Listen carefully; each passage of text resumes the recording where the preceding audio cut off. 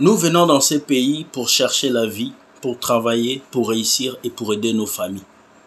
Et en venant, nous rencontrons des personnes des autres cultures qui peuvent nous aimer et dont nous pouvons bâtir une relation.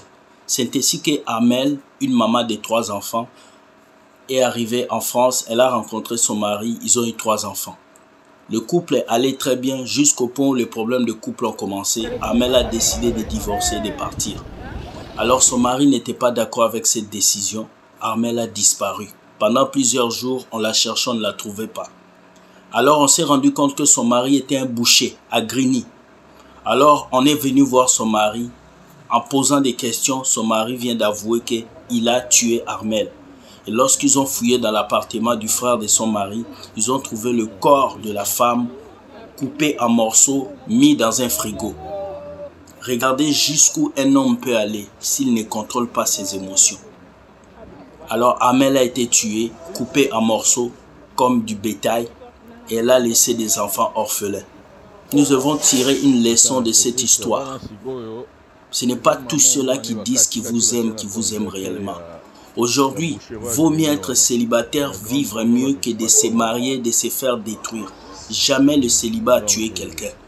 Mais un mauvais mariage peut te détruire. Un mauvais mariage peut t'amener en enfer. Alors, chers amis, soyez prudents. Soyez prudents. Beaucoup d'hommes aujourd'hui doivent voir des psychologues. Et beaucoup de femmes doivent contrôler leurs émotions. Voici là où le monde nous amène. Un monde où les gens n'ont plus de retenue. Un monde où les gens sont capables de faire n'importe quoi. Un monde où les gens ne contrôlent plus leurs pulsions. Un homme qui ne sait pas se contrôler devient un monstre. Alors il a mis le corps de la femme dans un congélateur dans la boucherie à Grigny. Est-ce que vous avez mangé cette viande?